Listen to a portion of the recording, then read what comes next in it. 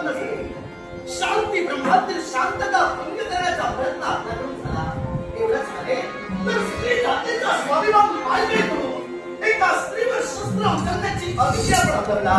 बोला बोला, थोडासा स्वार्थ तुम्हाला सांगायचा आहे. हे तुम्ही मानत नाही. मनाचा ठिकाणी प्रश्न निर्माण झाला आणि त्या प्रश्नाचा समाधान उत्तर मिळण्यासाठी या वैकुंठाच्या सुवर्णासनाची कालावधी या लक्ष्मी देवीला प्रश्नाचं उत्तर द्यायचं. माझ्या प्रश्नाचं उत्तर दिलं नाही म्हणून हा प्रमाद ठेवावा लागला. नादविश्वर सुवर्णासुरी ब्रह्मदेवांनी निर्माण केलेली ही सृष्टी, या सृष्टीत ज्या ज्या जीवाने जन्म घेतला तो प्रत्येक जीव आपल्या जीवन विकासासाठी आविष्कार जगतो आहे. आपल्या दृष्टीने निर्माण झालेल्या प्रश्नांची उत्तरं प्रत्येकाला निश्चितच शोधावी, पण स्वैराच्या धर्माने आपल्या मनातल्या प्रश्नांचा सोडवण्याचा विश्वास जगतो आहे. बोला बोला, थोडासा अपराध माझ्या लक्ष्मीने आपला केला. हे बोला, थोडासा प्रश्न तुमच्या अंतःकरणाने तुम्हाला त्रासतोय, म्हणून माझा लक्ष्मीवर तुम्ही सगळं उतरला. ज्या गोपाळ कृष्णाचा सेवक झालाय, त्या कृष्णाचा देह एकसारखा गिरीत असतोय, पण त्या कृष्णाचं हृदय गंजिवंत आहे. ते हृदय कुठं आहे ते सांगा. सुवर्णासुर 17व्या युगाचा हा अंतीचा काळ. या ती 16 युग मागे पडली. अनंत युग, विस्तारण युग, अद्युत युग, तामच युग, तारच युग, तांडच युग, अभ्यागत युग, मरण्य युग, अवगत युग, भिन्न युग, भिन्न युक्त युग, विश्वावसु युग, अलंकृत युग, क्रुद्ध प्रेताळी 17वा द्वापर युग. या द्वापर युगाचा हा अंतीचा काळ. द्वापर युगात माझा जो अवतार होता तो गोपाल कृष्ण हा अवतार. मग माझ्या गोपाल कृष्ण अवतारात कधी गोपाल कृष्णाची किंवा त्याच्या हृदयाची तुम्हाला अभिलाषा जडली नाही. मग अवतारकारी या संपुष्टतेनंतर माझं हृदय तुम्हाला का हवंय? यालाही चालणार आहे.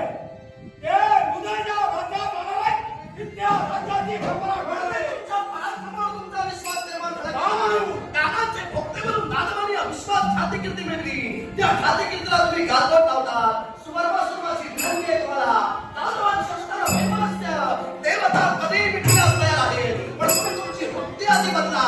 कारण वृत्तीच तुमची मुळात अशी उपकारोपी नामनीच्या अपकारोपी जायते. कारण भाव पुण्यकाना केवळ विश्ववदन विचारी सर्वाला कितीही दूध पाजलं तरी तो अमृत होणार नाही, तो विषाचा होतो. तद्वत तुझी हिरवती या क्षणाला आहे.